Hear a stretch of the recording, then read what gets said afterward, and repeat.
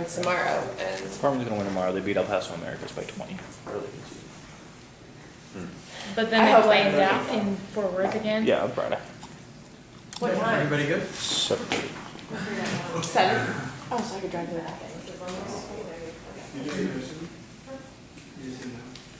But if they make state, yeah, that's what it's out like. Down away, you know. State can decide for basketball, right? For moving classical? Yeah. So, Okay, you guys good? yep. Okay, welcome to this week's Texas Roadhouse press conference. We've got a lot going on this week. Baseball's wrapping up their weekend series against Adams State right now. They had first pitch at noon. Tomorrow, softball travels to University of the Southwest for a non-conference doubleheader. Thursday, basketball starts their final home series, homestand of the week of the season. Women at 5:30 and the men at 7:30 against Texas A&M Commerce. Friday, softball starts off the Lone Star Conference series against Eastern New Mexico and Portales at 1. Baseball will be home this weekend with the first of 4 non-conference games against West Texas A&M. First pitch on Friday is at 2 o'clock. Baseball continues that series with a doubleheader at 1 o'clock on Saturday. Softball wraps up their 3-game series with a doubleheader at Eastern New Mexico.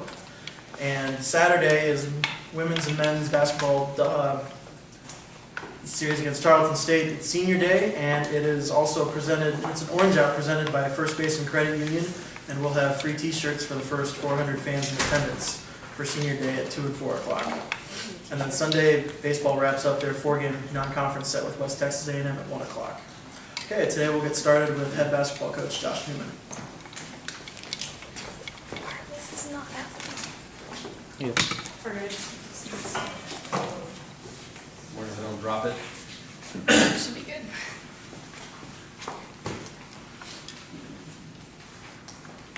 Just let me know when you're ready. Okay, I'm ready when y'all are. Rocking. Ready? Well, we came back obviously from another tough road trip, the last one of the year, at Kingsville and at Angelo. I thought our guys played better at stretches. There was a point in the game versus Angelo, we're only down, versus Kingsville, we're only down 9. And then unfortunately for us, we made 3 really costly turnovers, so they capitalized. And they were a team right there that was playing for a chance to play in the postseason. They knew it. They played very hungry, give them a lot of credit. The next 2 nights later, we played at Angelo on senior day for them. I thought our guys actually came out and played well for the majority of the game. Again, that's a game that we had to cut within 6 in the second half. And unfortunately for us, we just gave some timely miscues, free throw line box out here, an open 3 here, and unfortunately for us, we just weren't able to get over the hump on the road. 2 big games this week. Obviously, Commerce is on Thursday, and I think they're currently in second. And we play Tarleton for senior day, and we have the lone senior, Xavier Ledette, so hopefully we'll have a great crowd on Thursday and a great crowd on Saturday. And looking forward to sending Xavier out on a positive note, being he's our only senior. So we're really thankful to Xavier, honestly, that he came here for 1 year, chose to play for us for his final season, and super excited that he's been a part of that, and thankful for everything he's done for us this past season. Thursday's a good matchup for what you can look at for the Lone Star Conference in that opening round game. Do you guys look at that like that at all? Yeah, no, at this point, that's what it is. I mean, obviously you want to play well at home, but you're right. It's now trying to prepare for the conference tournament, and it's a very good chance we'll turn around and play them in a week's time. So I think we'll see some things, maybe hide some things, kind of get a feel for what they're trying to do. They're kind of banged up too right now, so I can see them kind of messing with a little bit of this and a little bit of that to see how we react and we respond to their game plan as well. So you're exactly right. A week later, we could be playing them in the first round. What do they bring to the table? Commerce, well, they bring experience. They have a dynamic guard in Hooks. He's a very good player. He can really get going offensively. They're tough. They're physical. I believe they'll have another young man coming off of suspension. So this will be his first game back as well. So there's a little bit of that unknown going into the game, but it's a very good quality basketball team that's going to play in the postseason, and we just got to make sure we're ready to play against them. Is it for sure that y'all are going to make it into the tournament yet, or? Yes, I don't want to Did say. Midwestern State lose? Like I didn't even. So what can happen is there could be a 3-way tie. If the wheels fall off and we don't win another game, and Cameron and Midwestern win out, there will be a 3-way tie. But we swept Cameron and we split with Midwestern, so the head-to-head tiebreakers, I'm assuming we get that. So as far as we're concerned, we're going to the tournament. Okay. Obviously, if we win one game or either one of those teams lose one, then it's a foregone conclusion. But I think we're in no matter what. Okay. Last week you kind of said when I'd asked you, you have tough opponents to end the season, and you guys are taking one game at a time. Obviously, didn't get a win, but you still got these tough opponents coming up, and you can kind of use that as a precursor for how the team could perform in the tournament, I guess. How confident are you in your team heading into the tournament? Well, I still don't know confidence is one of those things. If we play really well and we execute, I'm really confident. If we make bonehead mistakes and we don't fulfill the scouting report and don't go out there with the right mentality, then I'm not very confident. So it's one of those things we're still trying to understand a little bit of what it takes. You can see flashes, you can see glimpses. We have not put a full game together against a quality opponent. So hopefully this weekend we can start doing that. I know our guys are confident. I'm confident if we do what we're supposed to do that we'll have success. But you can't, versus good teams, give up empty possessions. You can't give up an offensive rebound or free throw. You can't have a blown assignment and give a wide open three to a shooter. Those are things that we cannot do if we want to have success. Do you think that, I know the turnover numbers were kind of down. It seems like the games that I've came and watched that, or just in general, a lot of the time you guys are scoring a lot of your points in like transition, fast break. Do you think that the guys are more effective playing that style of basketball even though they're turning the ball over more? Absolutely. That's why we've done it all year long. It's one of those things where we feel like we'd rather shoot before we turn it over, honestly, and it gives them some confidence. It's also always easier to score in the broken floor than the half court. When you're not a physically dominant team and you're not really tough, scoring in the half court's hard. So in the open floor in transition, you have more opportunities to get easy baskets. And that's been something that we've tried to identify and attack all year long, and that's why we have scored the ball well. And actually our shooting percentage is fine. But yes, obviously playing in transition is better for this team, and I've said that from day one. What's going on with Adam? 3 straight games, not shooting well. Yeah, that's just the thing. You either make shots or you don't. And sometimes the worst thing for shooters is not making it or seeing the ball go in, and then you start to lose confidence. I actually texted him this weekend and told him, hey, you're going to have a great weekend. You're going to shoot the ball great, but you got to get in the gym. And he'll do that. He'll get in the gym tonight and every night before the game. He's getting open looks. It's just a matter of seeing the ball go in. The one thing we wish Adam could do is get to the free throw line a little bit. That would allow him to make a couple shots rather than just rely on the three-point shot.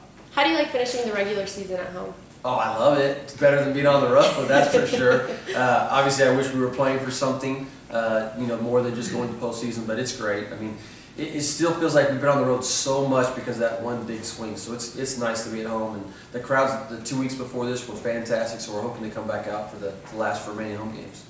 You guys, if you went out and Tarleton were to lose the remainder of their games, would you still have an opportunity to jump them into the standings? You know what? I don't know. I have no idea. I'm just looking right now at the next 2 opponents, and we just know where we're currently standing. I haven't even really looked at can we move up, can we not? That hasn't really crossed my mind. Are you guys even preparing for Frisco yet, or is it just? Oh Yeah. no, we're preparing everything for Commerce. Everything is right now. We're watching film on Commerce. We'll watch film today on Commerce. The scout report will start being implemented today. Everything's about Commerce today up until Thursday. Cool. That's all I got. Thanks, Coach. Appreciate you. Thank you. Good luck this week. Thank you. Okay, up next is head men's and women's tennis coach Guillaume Gauthier. Falcons just opened their home schedule this past weekend with 4 matches and had their first Lone Star Conference match this season. We played against Western New. You're good. Good. Yep. Awesome. Played against Western New Mexico this past weekend, won 4-3 in a very close one. One against CSU Pueblo. They're both in our region. And then lost to St. Mary's and St. Edwards. Both of those are top 2 in our region. So right now we're in the middle of the pack. We're probably going to win 1 spot. So we're 5 out of 10 in the South Central region. 1-0 in conference against Western New Mexico. We're very well prepared from that. We've been doing our homework. We haven't had a loss yet against a team that's ranked below us. 5 of our loss, 1 of them is against SMU, and we've still won 2 matches. 1 of them is against UT Arlington, and we won a couple matches. So guys understand that they need to be prepared. They don't need to be reminded that they need to be prepared. We started the season back in August. Guys are accountable, so flying high. So far, we got some good momentum going. Ladies is a little bit on the tough part. We're 4-10. We understand that we're a little bit light at the top of the lineup, but we got some girls that they don't mind getting their nose down and dirty at the number 1 or 2 spot and creating a little bit of adversity for the other teams. So looking forward to the remainder of the season, which will be March 16th after spring break. We're going to be hosting New Mexico Military here. Then after that we get a day off, and then we're hosting Cameron on March 18th. So hoping that we're going to get a good crowd to come, just like we did this past weekend at home. Based on how the season's gone so far, where would you say the vast majority of your team needs improvement? It's everybody maximizes what they need to do during the schedule that is allowed by the NCAA. We maximize our workouts. We maximize our strength and conditioning workouts. They understand that in order for us to get a chance at winning against opponents that are ranked higher than us is the extra that they need to do. The extra basket of serve, the extra 20 minutes on intervals in the gym. And we're going to be talking about that on Wednesday. I've got a group that recognizes it. We just got to make sure that we put the plan in motion. Great question, thanks. That's all I got. Cool. Awesome. Thanks, Coach. Thanks, you guys. Coach. Okay, we'll close out today with head men's and women's swimming and diving coach Cameron Kiner. They just completed their season at the NSISC Championships in Cleveland, Mississippi. How's Cleveland? Cold? It was really raining all week. We saw the sunlight the last day that we were there, so I thought that was gonna fall. Yeah, You were swimming outside, we weren't we could have swum from our hotel to the pool. Well, I mean, it was flash flooding everywhere in the last night. We had a tornado watch, Oh. and there was actually a tornado about 100 miles away from where we were. So Classic Midwest. it was pretty crazy, but the drive back was long. I thought you said, Cleveland, Mississippi. Mississippi. Who knew that was a thing? Not me. okay. Oh, sorry, Cleveland, Mississippi, sorry. But we had a great meet. It was a really solid meet and a great finish to our season. We ended up with 6 team records, 2 on the ladies' side, 4 on the men's side, and we had 54 new all-time top 10 times for our team as well, so pretty solid there. We had some really good dives on the boards as well from Eder Flores. He's a freshman. He came from Fort Stockton. Didn't have a lot of experience coming into this season. He's only been diving for about a year and a half. Ended up getting 5th and 6th place on the boards, which is pretty solid for our conference. Most everybody in the conference in diving tends to go to nationals, so the competition there is pretty exciting. On the swimming side, 3 of the teams on the men's side are in the top 15. 2 of them are in the top 8. On the ladies' side, 3 teams are in the top 15. 2 are in the top 10. So we have probably one of the hardest conferences to swim and compete in the nation in Division II. So it was a really tough conference, but we ended up swimming really well, really ended up competing very well, and sent our seniors out in a good way for their final meet. How were your seniors in this last meet? They were great. They showed up on relays and individual events, really made their last swims count. Some had some lifetime bests, some not so lifetime bests at the meet. But their camaraderie with each other was fantastic, and they were bringing up, I mean, we have such a young team too. We've got freshmen and sophomores pretty much all on our team, and then there's only a handful of seniors and juniors. So they were really trying to gather everybody up and show like this is what the conference is all about, and give them the experience that they need.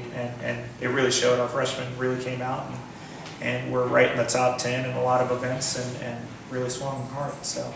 But our seniors did great, and I'm really proud of their leadership and what they brought to the table.